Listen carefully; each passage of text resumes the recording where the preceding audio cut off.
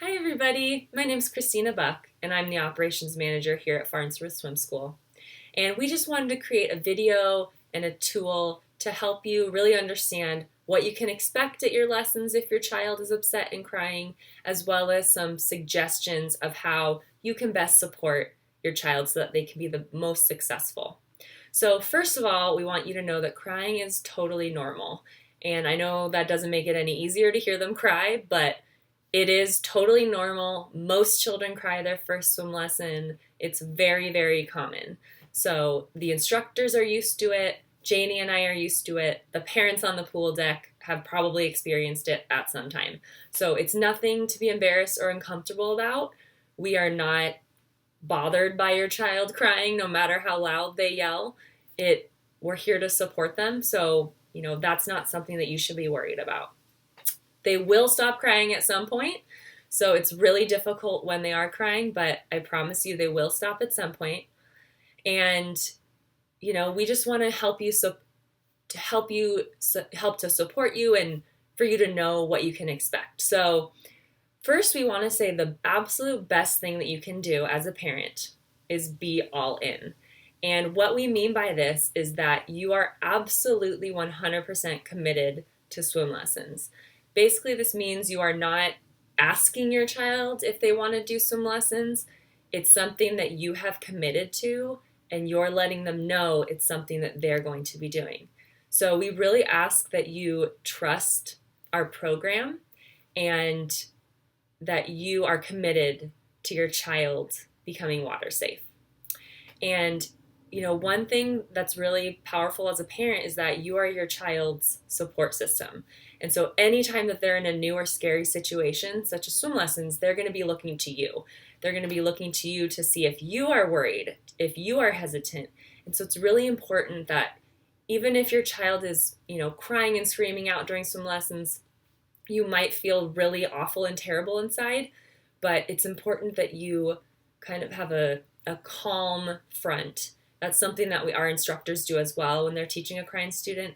We teach them to be really calm and positive, and children often reflect the emotions that we give out. So we want to show them that it's okay, they will be all right, they can trust their swim instructor, and really they're going to look to you for that. So, we just really want to make sure that this is non-negotiable for you. And so what that means is I like to relate swim lessons to potty training, and that might sound really strange, but something I learned when we were potty training my 2.5-year-old daughter last year was that if we were a little hesitant at all, she sensed that. And we had to be 100% committed to potty training.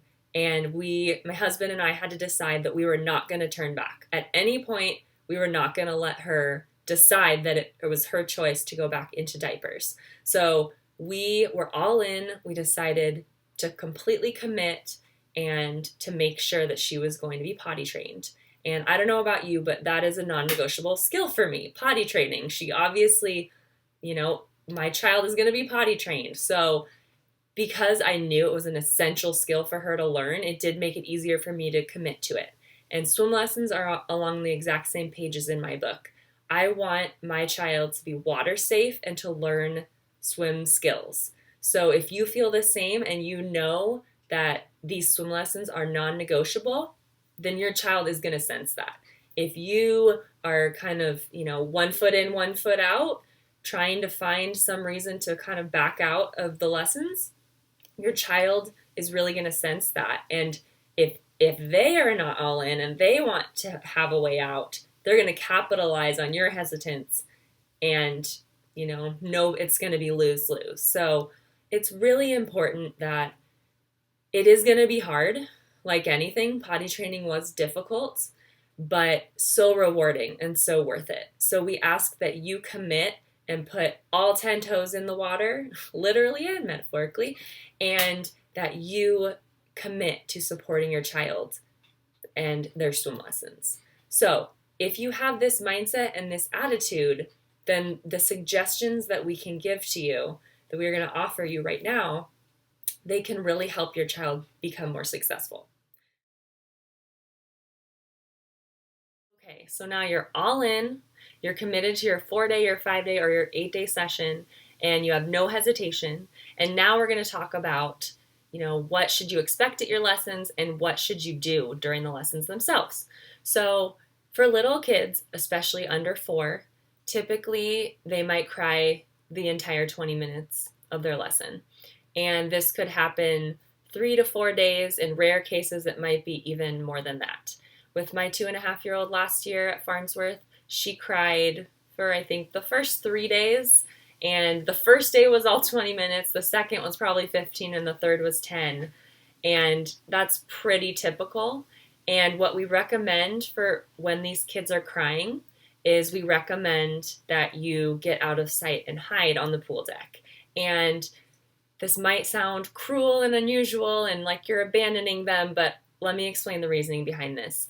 As I said earlier, you are your child's support system, and they are looking to you when they're scared and upset and in a new situation. So a lot of kids will be looking to you as they're in the pool and yelling out, "Mommy" or "Daddy," and they can't focus on the lesson at all because they're so consumed with this worry of this new situation. And, it can really distract from the lesson and kind of hinder the ability for them to get over this obstacle.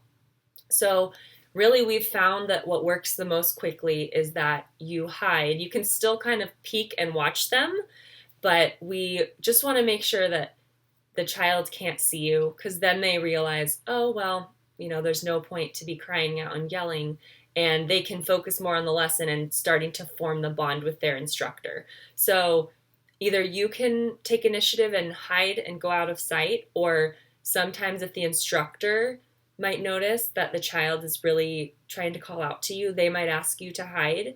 And so this is the reasoning behind this method that we use. So, even when they're crying, they are still learning. And I really can see that firsthand after having my daughter do it last year, because it really, after the first lesson when she cried the whole time, even though I've seen this many times, I was thinking, well, what did she learn? And we're on the drive home and she's talking all about bubbles and big arms and big kicks. So they really are learning and internalizing, and our instructors with these little ones, they're moving their arms for them, they're moving their legs. And so the kids are getting a lot of exposure and are forming muscle memory, even if they're crying the whole time. They're also getting more comfortable in the water. And the biggest, most important thing is that they're forming trust with their instructor. They're forming this bond. This is the great thing about one-on-one, is they're forming the foundation that then when they get to what I like to call their breakthrough day, they can just absolutely, launch from there. And so with my daughter and with many kids, there will be a day that they show up to their lesson and they just don't cry. And it's like somebody has replaced a new child with your crying child. And I saw it with my daughter on the 4th day. She got in the water, did not complain, and did the whole lesson. So really, we like to relate it to foreign language, where when you're learning a foreign language, there's a silent period where, you're soaking up all the information. And this might be happening while your child is crying. It might be happening while they're not crying. But there is a silent period. And then, all of a sudden, all of that knowledge comes out. So the crying will end. I am telling you that from experience. It can feel like an eternity if they're crying for 20 minutes, but I promise it will end. And if you trust, our method and our program, then there will be a breakthrough. It just totally depends on the child, what day that's going to be at. So, after talking about what you might expect and some suggestions for what to do while you're at the lesson, the last thing we can talk about is, well, what can I do for my child after each lesson? They're worried, and how can I how can I speed up the process to help them stop crying more quickly? So the first thing you can do, I'm sure you already know, give them lots of praise. When they get out of the water, praise any successes they had, no matter how small. Oh my gosh, you put your mouth underwater today. Or, oh my gosh, you were kicking without crying.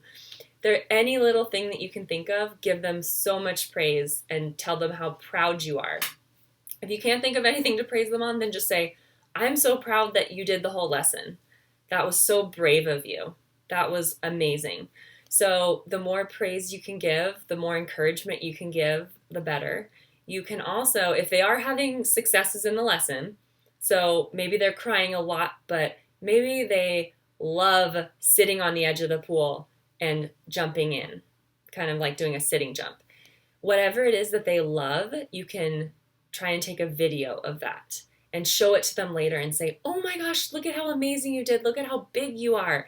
That really helped with my daughter. Showing her videos of herself, she gained confidence because she saw how great she was doing. So, you can show it to them. You can show it to other family members that weren't there at the lesson, and really just, some people might be more comfortable in this with this than others, but just hype it up. Just really be so excited about any little thing that they're accomplishing, especially, talking to them about the lesson in between. And maybe at bath time, you could say, oh, did you learn bubbles today? Did you learn kicks? Did you learn big arms? And they can kind of practice it in the bathtub. So any of these things can help. It really helps your child associate more positive things with the lessons, so that the next day they can start thinking, oh, well, that was so great yesterday. Maybe I can do even better today.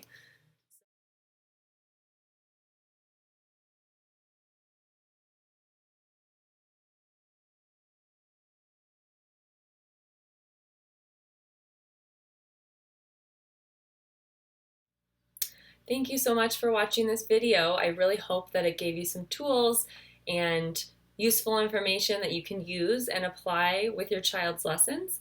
And just remember that, we are all in this together, and Janie and I and all the instructors are here to support you. We've done this countless times before, and we really just want your child to be as successful as possible, and we want to turn their fear into joy. So please don't hesitate to reach out to Janie or I with any specific questions, concerns, or if you need any suggestions for your specific child, we're happy to support you in that. And we really look forward to seeing so many great experiences come out of this summer. So we can't wait to see you and have a great summer with you. Thanks for watching. Bye.